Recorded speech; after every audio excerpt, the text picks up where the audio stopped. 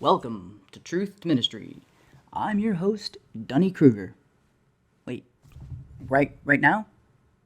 But I can't stand up, I'm strapped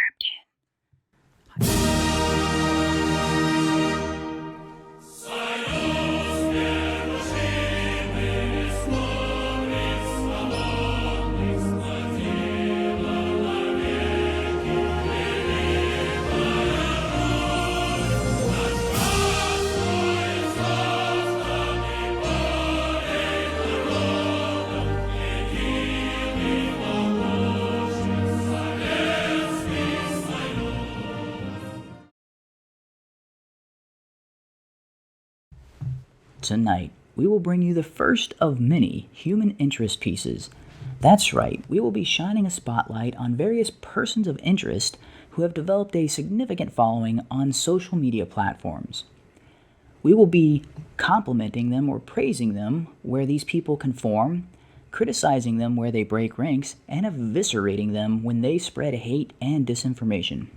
Our first character study is on one Mrs. 2.0. Some of you may know her by her maiden name, 4u2c. We wanted a spotlight on Barbara because we feel she embodies the characteristics that we demand as a minimum. For now, for starters, she has always been a bleeding heart liberal.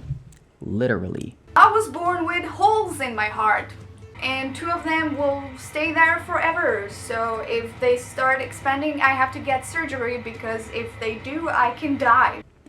But for a few years, it seemed as if she was using her brain. Thankfully, people harassed and bullied. So that's just going to be a thing from now on. Moving on, thankfully, people with her best interest at heart persuaded her to stop being a facts over feelings monster. She is now running 100% off of emotion and applying no rationality. The only skepticism she shows is when it comes to what conservatives and Christians say and do. That's right, Barbara. Mock those people for their religious beliefs. Unless they are wearing a hijab. We at Truth Ministry could not praise this brain-dead behavior enough. She's also doing her part to end global climate change. As we all know, the biggest contributors to the future meltdown of our planet are children. So it's in the best interest of future generations that humans stop reproducing and that we viciously mock anyone who thinks that babies are important.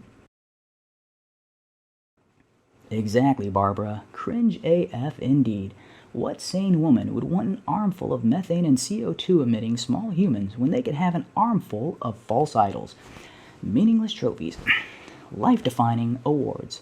And as we all know, the joy, love, and adoration one might feel for their own babies, offspring, clumps of cells is nothing compared to the cheer, praise, and adoration of perfect strangers who will throw you under the bus the second you say something they disagree with. I say you should take it one step further and begin bragging about how an abortion helped advance your career.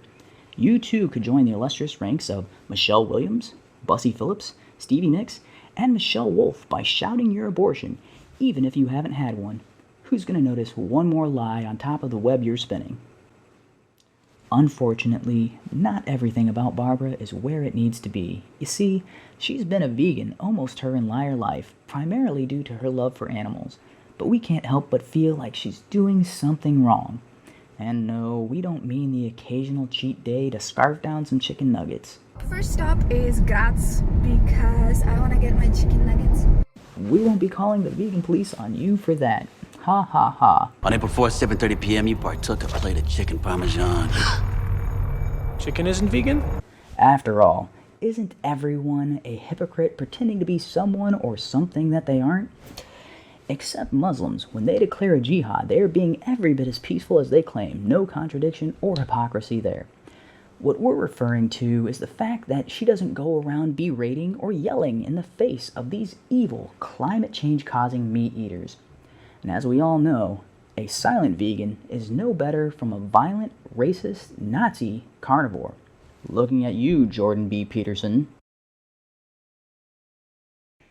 There is one other area that we find problematic, You see, Barbara claims not to be a racist anymore, and as we all know, she was in the past making multiple videos berating Muslim terrorism, acts of violence, peaceful demonstrations of their belief that ended with casualties. She also made videos in protest of illegal immigration, asylum-seeking refugees.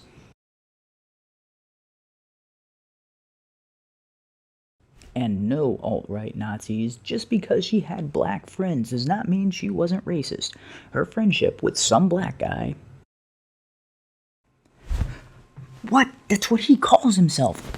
Okay, so that's his words and I'm not allowed to say them? Sounds kind of racist. Having Derek Blackman as a friend did nothing to satiate her rampant racism. Let's not forget, she did stan notorious white supremacist Candace Owens, who is so racist she married a white man and is now pregnant with his spawn. In fact, our crack team of investigators report that at the gender reveal party, there were no pink or blue balloons, just helium-filled swastikas, courtesy of Ben Shapiro. Thankfully, she came to her senses and realized that she was an immigrant to the United States and was thus hating herself as well as people of color. Frank, if colored people is racist and people of color is not, shouldn't this program be called Ministry of... Okay, dropping it. So Barbara memory hold her alt-right propaganda with maybe one or two videos falling through the cracks.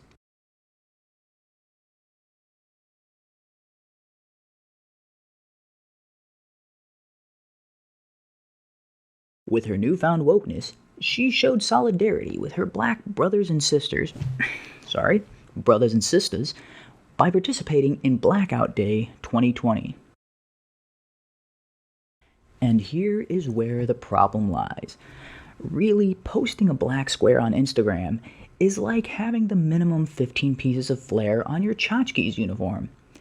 Don't get us wrong, her heart is in the right place, but she needs to back it up with conviction. Barbara, if you really want to prove that you aren't a racist, the only way to do that is by bringing a person of color to sexual climax. This isn't a surefire way to not be a racist, but it couldn't hurt your chances. And don't let the fact that you're supposedly a heterosexual female in a potentially steady relationship be an excuse not to gratify POCs. In this brave new world, monogamy is a selfish act that deprives a citizenry of your body. Take myself, for example. While I am an asexual, polygender fluid individual, I'm doing my part by giving at least 5 hand jobs to black men every day. What was wrong with that? Really? Alright, at least 5 hand jobs to black men every day. And now, we're going to end on a highlight for Barbara to complete this turd. Compliment sandwich. At first, we were concerned for Barbara due to the release of her confession video. During 2017 and 2018, I have posted a few videos that at the time seemed like the best possible idea. I'm sorry, these things are a little bit hard to talk about. So I was very protective of things that at that time mattered to me. I was messing up for a long time.